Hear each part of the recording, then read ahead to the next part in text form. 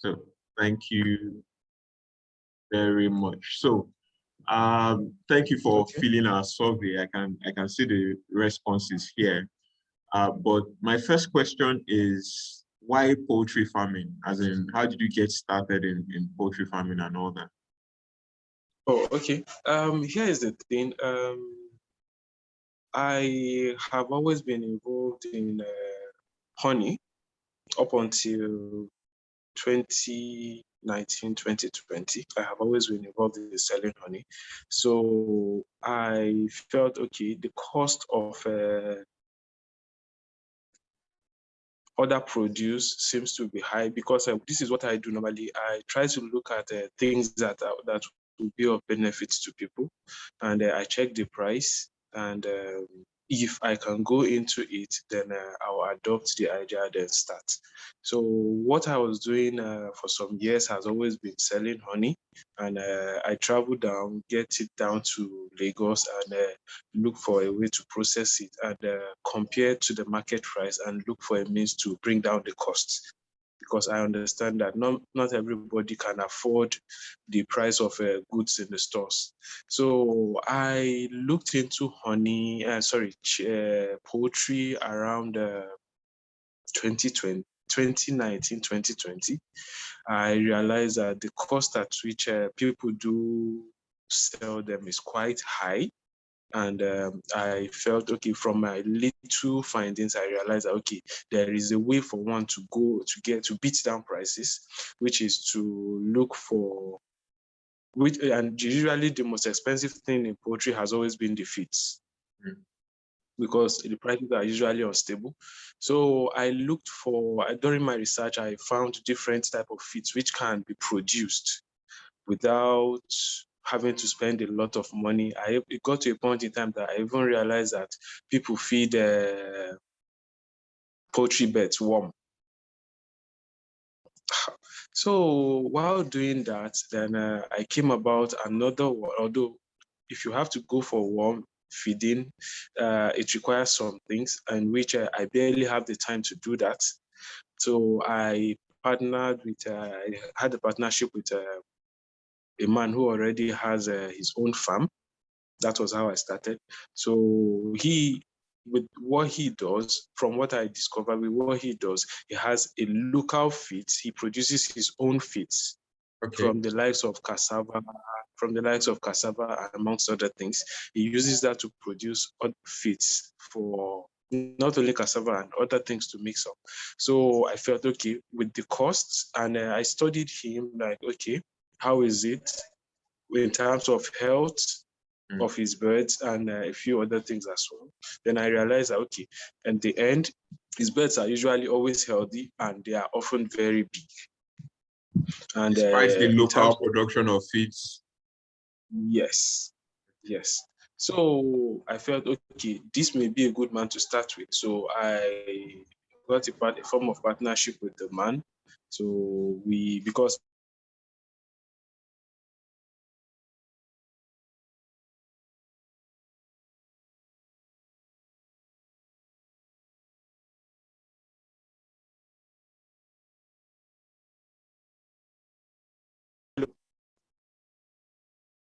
hello. Sorry, Okay, yeah, back. you dropped out for a second. Sorry. So you were saying you went into partnership with him. So we did the first business, and from what I realized, things was quite good. Well, anyway, the idea for me was just that to get prices down for people to buy, and up until like 2020 December, when people were selling poultry beds, that's broiler. What we did was broiler. So we did broiler for a while up until 2020 December. So that's against Christmas. So at the time, people, you know how expensive they get around that time. Christmas, yeah. So my number one target was Christmas at the time. So when everybody else was selling their beds for like 7,000, 8,000 naira, I was selling for like 3,000. After sitting down and crunching figures, and I realized that, okay, this is not a bad this is still not a bad business for me, Business because model, yeah. despite at 3,000 naira for my beds, I still got the initial capital out, and we still had enough money for our profits. So that's just all. I was able to go into that. Unfortunately, we had to suspend it because of the relationship I had with our relationship fell apart. Okay, with the partner who you were Yes. So I feel I need to bring that up. So when it fell apart, so I could not go on. Up till now, I'm still looking for people to partner up with. Because For would you the few say things, because you were dependent on him for the feed aspect of it, is that why you could not continue? As in, what were you it wasn't. dependent on him for? The thing is, about let's say, okay, in terms of funds, I provided the funds, and the manpower was largely from his end. Oh, I see. Was largely from his. So that's the reason. Although I still have intention of going back into the business, but for now, I am just. If you notice in the form, I indicated that having a trustworthy person. Yes. So we had Having honest that and challenge at the trustworthy time. staff is the biggest challenge. Yeah. Yes. Okay, so that now even perfectly gets us to validating what you said the challenge is. Financial management, we didn't rank it so high, not so low. It was just there in the middle. Why was your justification for putting financial management at 3? Okay. This is why I ranked it mid-range. Here's the thing with businesses, even if you are a sole business owner, it is always good for one to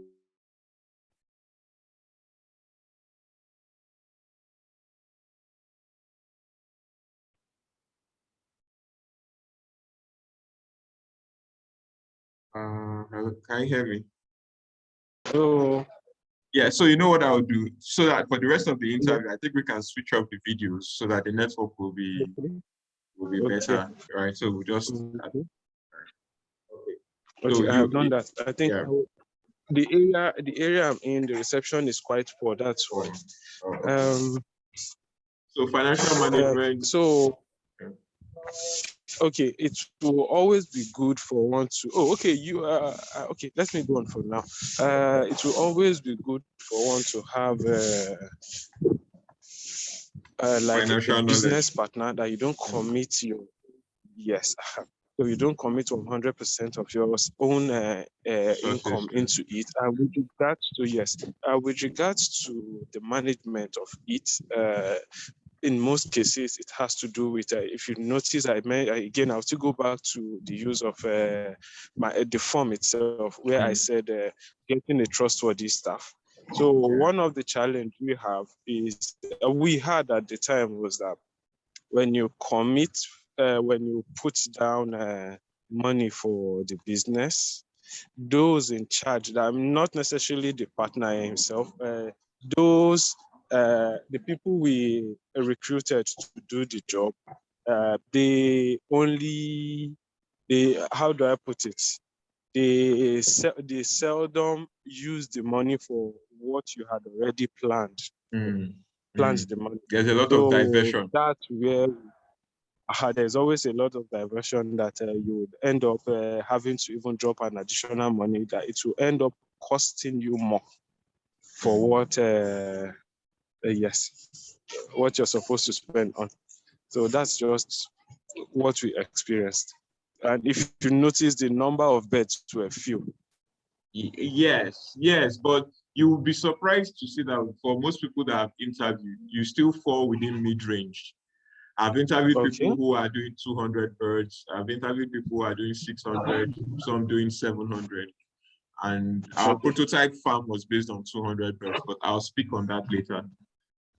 You ranked the aspect of record keeping was kind of low. Labor was in the midpoint. Research Yes. and development, you said, is a major challenge. So could you quickly speak on those three? Record Okay. keeping, is it because, yeah, record keeping. Go ahead, please. Okay, with record keeping, again, you know, we are a small scale business, and the people you have to bring in, we rely largely on humans to keep records, and you know the inconsistencies that will always occur with that. Yeah. So there were inconsistencies with regards to, let's say, maybe either one bird or the Mortality. other, or Yeah. yes, mortality, with regards to mortality, and maybe what was the equipment that we had to use, and what happens to it, and it just amongst other things were happening then. So in the process, right? Yes. Were you able to be getting reports like financial reports, production reports, even though it was small scale? Was that something that you were getting? We were getting financial reports, but at the end of it, or if you notice, I mentioned that at the beginning, I said the person I had a partnership with, we fell apart. So when it was time to give account for everything, when it was time to give, despite the fact that we were able to generate profit, but when it was time to give account for the thing, everything just went downside. There was no, how do I put it? There was no truthfulness in the end from the part of those who were on ground always. I see what you mean. They could not really give what? No, please go ahead. You said he could not actually provide those a record of Sufficient activities and say information. this is, yeah. Yeah. Yes, they But could you had not a provide sense it of at what all. was being sold, and you had a sense of the cost of production, so you had an expectation of what the profit should have been. Yes, I had an expectation. That's fine. The initial capital for the business came out, and a little profit also came out from it. But I believe I didn't mean that we had detailed information with regards to everything. We would have been able to accrue more profit. Technology, both in terms of R&D and actually applying that technology, you ranked both of them quite high. What is your view on that? I ranked technology quite high. Yes, as a challenge, the application of technology, you ranked it as 5, which is a very high challenge. Then research and development information, the ability to get research and development information, you also ranked it as a major challenge. So do you see those two things as major challenges to small scale poultry farming? Yes, it's a major. They are both major challenges because, with regards to research, sources of information may be readily available, but access to it is not always available.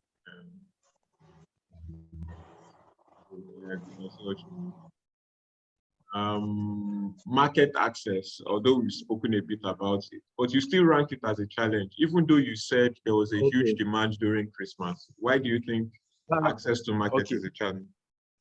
Okay, when demand is high, there is usually a huge demand in Christmas time, but here is the thing: where is the farm located? If it's located in a remote location, then it's never always easy, given how Nigeria is designed. If you are, let's say, okay, here's the thing. The farm was in Ikorodu. Okay. The farm was in Ikorodu. And the clients, the target customers were either on the island or other or extreme part of the mainland, which is still far from Ikorodu. So one of the challenges we had to do with logistics. Okay. One of the challenges we had to do with logistics. So the moment we have orders for the birds, and once we tell the prospective customer the location of the farm, and how much he has to pay for withdraw. delivery. Yeah, they just withdraw. So due to that, it affected the amount we're demanding from them. You know, I had set a target of about 3,000 that I was selling to people, but the moment some customers hear that they need to pay for logistics, they simply withdraw. That's why it's called the market. Yeah, it's still a major challenge with the market. Not yes. Okay. You've also already spoken about the issue of availability of the inputs, like your feed, and the cost of the inputs. In terms of the costs, it's a major challenge. You rank that, and I think you've already spoken about that. They need to even start finding alternative.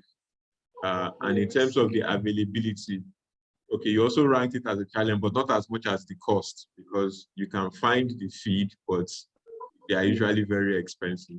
So I think that's very clear. Biosecurity, the way we asked this question was about the health and safety of the birds in such a way as to reduce mortality.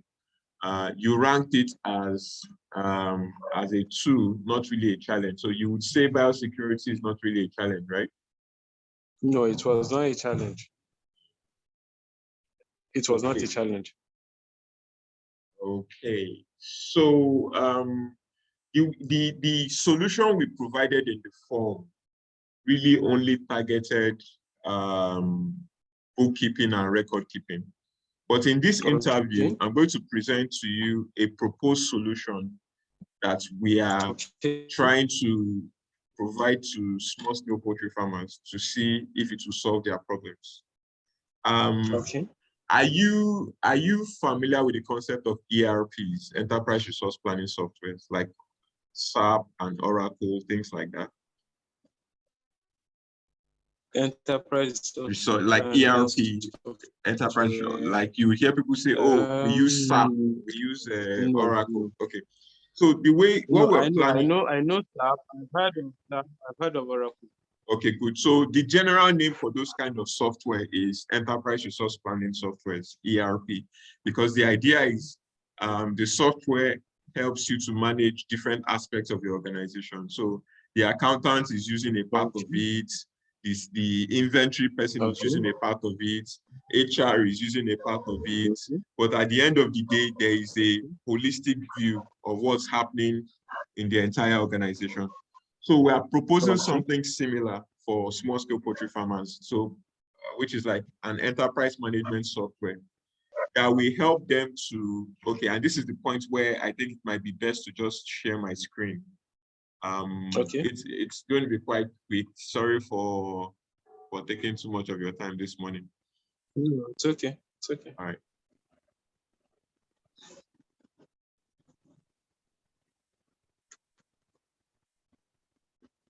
Right, almost share the screen. Can you see my screen? Starting. Okay, I can see it now. Okay. So based on what we've discussed so far, right? What we're saying is that there are a series of challenges, but it affects different people differently. Because some of the things you say is a major challenge for you, I've interviewed some farmers who it's not that much of a challenge. However, these are those challenges that we've listed, right? Best practices, biosecurity, research and development, application of technology, all those things usually have to do with knowledge. Financial management, labor, farm records, all those things usually have to do with skill. Access to markets, availability and cost of inputs, ethics and contract sanctity, which you ranked as ethics, you ranked it as very high, as in you make an agreement with somebody, the person doesn't meet up. The issue of trust, right? So those are usually things that have to do with market forces. And these challenges are the things that are affecting poultry farmers' revenue and cost. It's either they are driving up the cost or they are not making them make as much revenue as they want to make.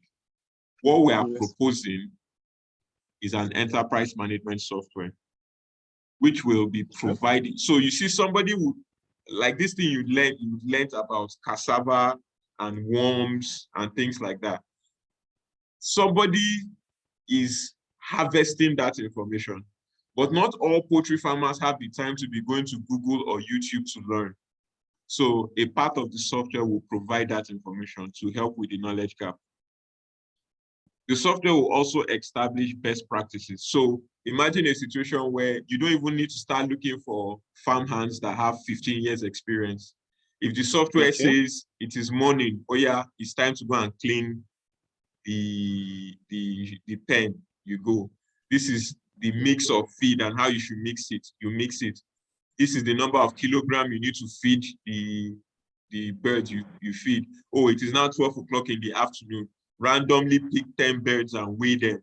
As you weigh them, enter into the software their weight. So those are what we mean by best practices, where we are not relying on the farm hands to be very knowledgeable. We are just trying to entrench a procedure in what they do. This is the process that you should follow. So that's the SOP part of it. Then the input sourcing and market access. Now, imagine a situation where after all these interviews, we now have 100 farmers who are using the software, right? Yes. With 100 farmers using the software, you can now go and approach a feed maker. Or it could even be somebody who is interested in making local feed, but he just feels he doesn't have enough markets to start that.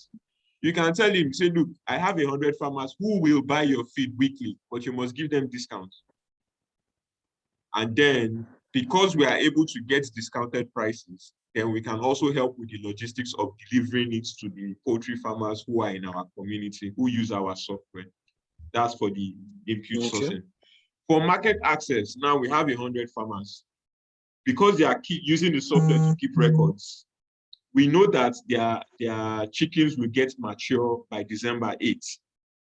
We also know how many chickens are going to be available by December 8th. This way, we can now start approaching the eateries, the restaurants, the hotels, even maybe using social media and B2C consumers that, look, by December 8th, there's going to be 20,000 chickens available. Make your order now. Again, because of people being able to make orders ahead, one can plan for the logistics and save the farmer that stress. So you in Ikorodu don't need to worry about transporting up because it's 1,000 farmers. So if you're transporting for 1,000 farmers, your overall cost per bird for delivery would be cheaper than if you're only trying to deliver one chicken to VI. Okay. So that's the market access part of it. So, question. Do you think this approach would solve, what is your thoughts? Well, do you think this approach can solve these challenges that we've been discussing for the past 20 minutes? I believe it can. From the information you have provided, it definitely will solve it. Okay. Next question. Because again, the approach we're going to take, let me stop sharing my screen and share something else, is that we've already started building what is called a prototype, meaning we won't stop here. We would also try and get a few poultry farmers to try it out, right? And say, okay, is it meeting your needs? Can you see my screen now? Yes, I can see it. Right, so you should see some app that we are already working on and building. Let me quickly log in. Such that, imagine you are in your own house on the mainland, and because the farm hands are entering the data, you can log in either on your phone or on your system and see a dashboard. A dashboard similar to something like this that will let you know, oh, how many birds do you have? What is their weight? What is the mortality rate as at today? What is your sales rate? So things like that are what we're trying to build in the prototype. Having seen that, I now have another question for you. If we were to offer you this service, right? This app service, but we would ask you to pay 2,000 naira a month. Would it be something you would be willing to pay? It's software that would solve such problems. Should not the cost of such problem. I mean, the cost at that amount. It is. I believe it is affordable, and I would definitely like something. I would like to have something like that at that amount. Okay. Is there any other solution that you can think of that I mean, a particular challenge that we may not have covered that you think we should perhaps also put in mind? Yeah. Okay. For now, I can't think of any particular challenge. Yeah. I would just like to ask, is there any plan to work on, or since you are starting with, I don't know if you have for other livestock animals, or are you considering doing for others like goats or maybe sheep or cows? Or no, Okay. especially cows. So, I mean, this is a very good question, and it just goes to show how invested you are in agribusiness. So, this is now me. You know, I started by asking you, how did you even get involved in all this? So, let me now respond by letting you know how I got involved in all this. So, my wife is the one who's been doing some agro processing for sales. She's on Instagram. She does pap ogi, but she will give you ginger flavored pap made with millets. She does ginger paste, garlic paste. Coincidentally, we now have an uncle who now started poultry farming. He worked for Guinness as a mechanical engineer for 15 years, retired, and then went into poultry. Now, because of his mechanical engineering experience, he was very meticulous about, the mind of an engineer, about always finding more efficient ways to do things, right? Yes. So that led to him constantly keeping records and trying to find relationships between records. I'm sharing my screen again, right? So from him, those relationships over a 2-year period, he was able to establish relationships. Like, it's from him I learned that there's an optimum number of birds you should keep in a floor space. Because if you keep too many birds, the mortality rate rises. If you keep too few, the birds will start running around, they don't gain weight. Learn things like at a certain stage in their progression, right? At night, keep the light on, because once the light is on, they continue to feed. So he built these Excel models, and similar to your experience, over that period of 2 years, my wife would get chicken from him and sell to her own customers. And when the market price was 6,000 naira, we were able to sell chicken at 4,000, and we're making a margin of almost 100%, because his cost of production would be like 2,005. And you are selling the chicken at 4,000, maybe 4,005 plus delivery, where market price was 6,000. So with that, we now decided to work closer with him, partner with him, and say, Uncle, I think this is something that all poultry farmers need. And I think we should build a software, because my background is in business, but software development as well. So that's why we started with poultry. But you would agree with me that this principle applies across all livestock. So if we successfully implement it with poultry, we will do the same with other livestock. Essentially, get a prototype farm. What do we mean by prototype farm is establish a farm first to gather records and establish the best process. Once you've gotten it right, then now develop the software for it. Could now go into rabbitry, snailry, cows, sheep, goats. The principle remains the same, right? But the data you're capturing across the livestock differ. So yes, there's a plan to move on, but that's more in the medium term, long term. For now, our focus is successfully on poultry. Test this idea on poultry to see that yes, it works, and then the sky is the limit, or the sky is the stepping stone for other livestock.